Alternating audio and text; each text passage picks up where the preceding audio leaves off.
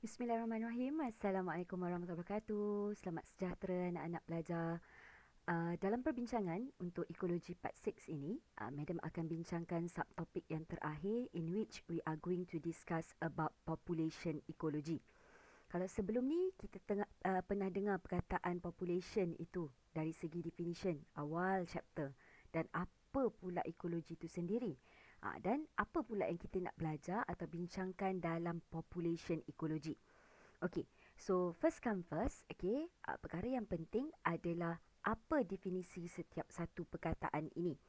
Okay, as pelajar-pelajar dah maklum, population dia merupakan a group of individual. Okay, dia merupakan group of individual yang same species which live in particular area at the same time. Dan kalau anak-anak pelajar ingat, ada dua lagi capability dia di mana dia akan freely interbreed dan dia akan produce fertile offspring. Itu adalah uh, definisi kepada population. Okay. Manakala untuk ekologi, dia merupakan satu studies di mana apa yang kita belajar sepanjang bab ini kita lihat macam mana dalam ekologi kita melihat kepada interaction among living things and their environment in which ini yang kita sebut sebagai abiotic component dan juga yang living tadi kita sebut sebagai biotic. Okay, dan secara tepat, okay, population ecology itself bila digabungkan membawa maksud dia adalah satu cabang bidang ekologi, okay, studies, maknanya kajian tentang bidang ekologis yang melihat kepada structure dan dynamic of population. Maknanya macam mana satu population itu yang ada a group of organism dan dia punya living surrounding dia berubah. Dinamik ni maknanya dia tak statik, berubah-ubah. Struktur dia dan dinamiknya population itu, bukan kita cakap tentang satu-satu organism. Okay, ataupun kita kata it is a study of how member in population interact with their environment. Dan bila kita sebut tentang population ecology, we are going to relate it with graph. Okay, di mana kalau graph mestilah ada x-axis, ada y-axis sebab kita nak tengok pertumbuhan population itu sendiri. Okay, ada satu topik nanti sekejap lagi kita akan tengok di mana kalau yang ni tadi kita tengok apa itu population ecology dari segi definisi, next kita nak tengok population growth. So untuk bincang tentang population growth, memanglah kita kena represent data itu dalam bentuk graph. So apa paksi? Bila graph dia mesti ada paksi. So apa x-axis, apa y-axis? Okay, so untuk dia punya x-axis, okay, usually it is time. So time ini akan ikutlah organism atau population apa yang kita tengah study. Let's say you are studying related to paramecium. Kita akan guna time ini dalam unit mestilah day. Okay, tapi kalau you melihat population human, mungkin you akan tengok in terms of years. Atau setengah plan mungkin dia akan jadi dalam month. Okay, so the time may vary depend on dia punya organism yang kita lihat pertumbuhan populationnya. Manakala untuk y-axis, ini adalah population growth tu lah. Bilangan individu dalam population. Okay, ataupun kita selalu represent dia sebagai N. Bilangan lah. Bilangan individu dalam population tu. Okay. Alright. So, bila bercakap tentang population macam inilah, kita nak tengok taburannya. Okay, human bagaimana? Di negara ini bagaimana? Kadar kelahiran, kadar kematian. Okay. So, bila bercakap tentang population growth, sama ada graf ini akan jadi graf yang meningkat terus ataupun dia akan jadi graf yang meningkat dan become fluctuate. Okay, it depends on the environment, okay, yang ada. Okay, semua sumber yang ada dalam environment population tu, itu semua akan menyumbang kepada peningkatan atau pengurangan population growth itu sendiri. Okay, So, bila kita lihat dekat sini anak-anak, okay, cuba kita tengok dalam nota bagi tahu apa yang melibatkan changes in number. Okay, population growth ini akan memerihalkan tentang changes in number of individual in population over time. Okay, so population growth dari segi bilangan over time. Okay, dan dia boleh jadi 3 keadaan di mana satu population itu kita kata berada dalam positive population growth apabila kita comparekan dengan tahun sebelumnya atau bulan sebelumnya, hari sebelumnya berlaku peningkatan population size. Maknanya individu dalam population itu bertambah. Okay, manakala dia boleh dikatakan berada dalam negative population growth apabila bila kita measure decrease in population size. Individu dalam population itu berkurang. Ataupun boleh jadi keadaan zero population growth. Okay, di mana no net increase or decrease in population. Bila net ini kita akan kaitkan dengan dua benda, iaitu natality ataupun mortality. Kelahiran dan kematian. Ataupun dua lagi faktor penyumbang lain. Okay, pemindahan masuk import. Import kan bawa masuk barang kan? Immigration, perpindahan individu dari spesies yang sama ke dalam sesuatu tempat. Okay, kita panggil immigration. Ataupun perpindahan keluar, emigrate. Okay, itu yang digambarkan dekat sini. Satu population size akan dipengaruhi oleh 4 faktor ini. So, faktor mana yang akan menambah population growth? Okay, of course, natality ini adalah birth, kelahiran. Dia adalah faktor yang akan menambah population. Sama dengan perpindahan masuk individu, immigration.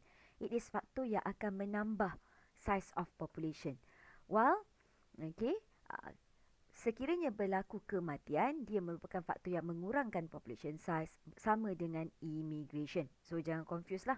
Okay, so kita biasa memang akan guna natality, mortality ni. Tapi pemahamannya ada dekat sini. Okay, so kat sini dia kata increase population size disebabkan inilah yang Madam tunjuk ni. Natality, immigration dan immigration boleh menyebabkan increase. Manakala death ataupun mortality and immigration boleh menyebabkan decrease. Okay. Dan sebenarnya bila kita bercakap tentang graf, kenapa ada setengah graf data tu bila dia collect, ada population akan berada pada satu tahap graf, rupa graf yang sentiasa meningkat. Tapi ada pula yang meningkat sampai satu tahap dan lepas tu dia become constant. Tak boleh dah meningkat. Okey, ini semua akan dikaitkan dengan 3 perkataan ini. Okey, apa perkataannya? Okey, dia berkait tentang yang pertama adalah biotic potential atau simbolnya R, small r. Okey, faktor kedua adalah environmental resistant dan yang ketiga kita panggil carrying capacity. Okey, so in terms of definition, apa itu biotic potential? Dia adalah maximum reproduction capacity of an organism under optimum environmental condition. So, dalam keadaan satu population, let's say kita cakap tentang population rusa di satu kawasan. Okey, apa yang menyebabkan dia punya reproduction capacity berada pada tahap maksimum?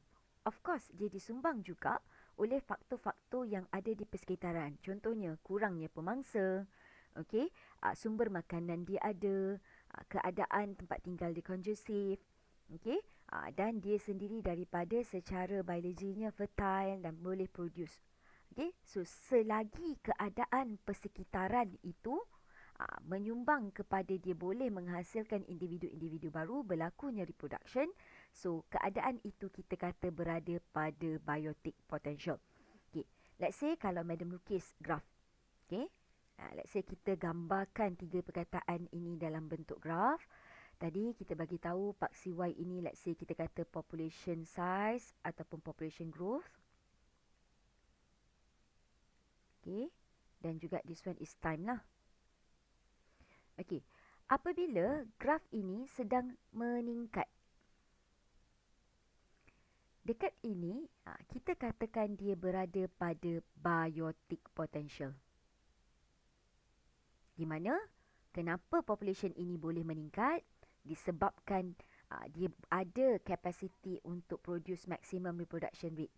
dan keadaannya adalah optimum dari segi sama ada biological factor or physical factor atau abiotic factor di persekitaran dia.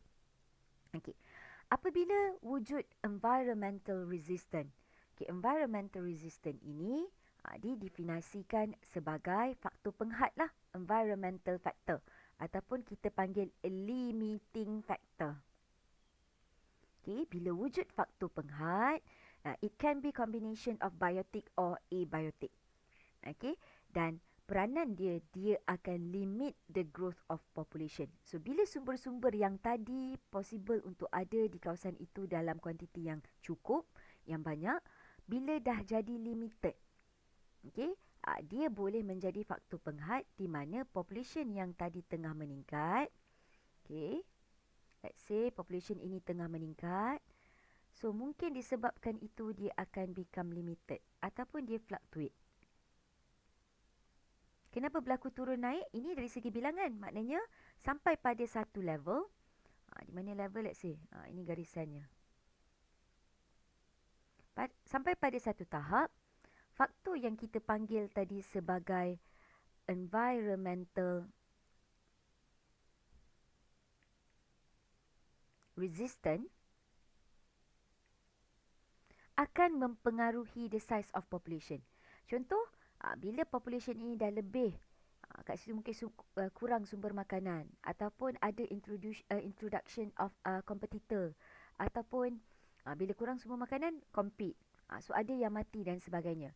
So, population ini akan berkurang. Okay. Bila kurang, mungkin sumber tu available semula. Dia boleh meningkat balik. Okay, semua ini dipengaruhi oleh environmental resistant. Dan tahap mana yang environmental resistant akan start mempengaruhi adalah apabila sesuatu population growth itu capai nilai carrying capacity atau simbolnya K. So, which one is carrying capacity? Garisan ini. Okay, di mana carrying capacity ini didefinisikan sebagai maximum population size that particular environment can support. Dia adalah satu nilai dekat environment tu yang population tu boleh grow. Itu je limit je. Itu je jumlah makanan yang ada. Itu je jumlah habitat yang dia mampu tampung. So, kalau lebih daripada itu, mungkin akan ada organism yang akan mati ataupun tak dapat survive disebabkan faktor-faktor environment yang mempengaruhi dia. Tapi nilai yang menghadkan satu-satu population dipanggil sebagai carrying capacity. Okay, so waktu meningkat, kita kata dia berada pada biotic potential sebab dia boleh produce maximum reproduction capacity dalam keadaan optimum.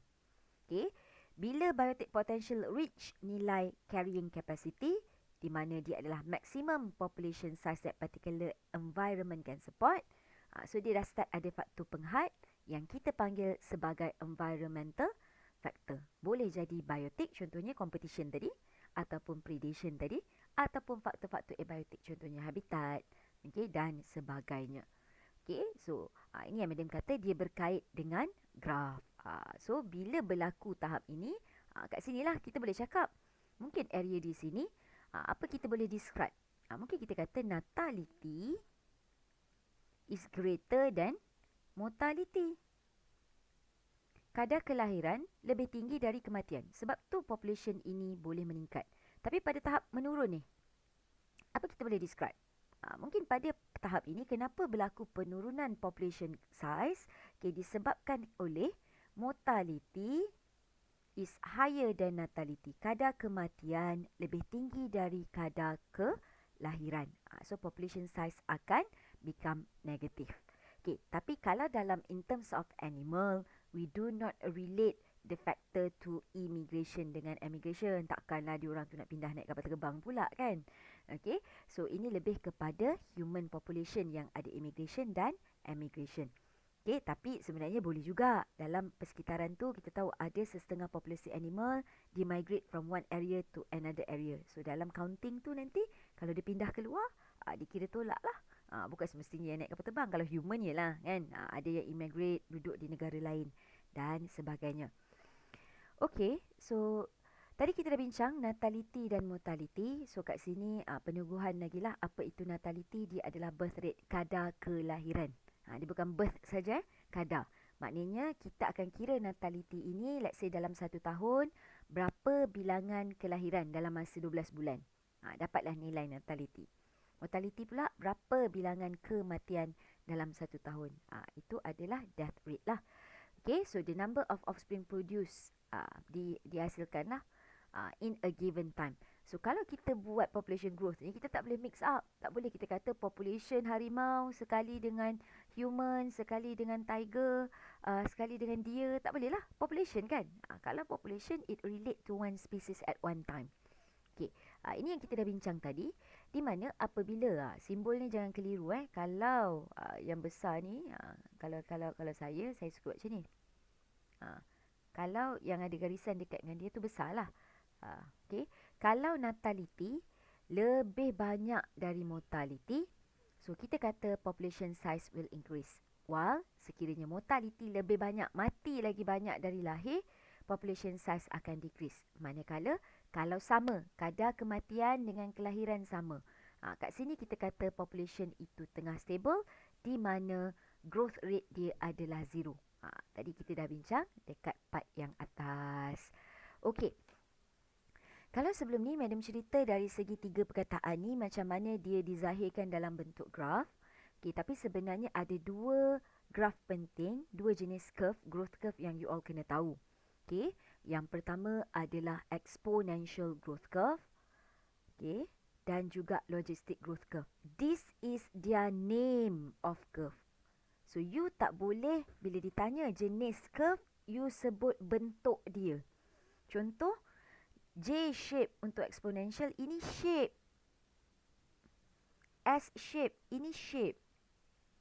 So if in question they ask you related to this graph, bentuk macam S, apa nama dia? Nama dia adalah logistic growth curve. If they ask you about the shape of graph, okay, barulah kalau logistic dia S shape atau sigmoid shape. Sigmoid curve shape.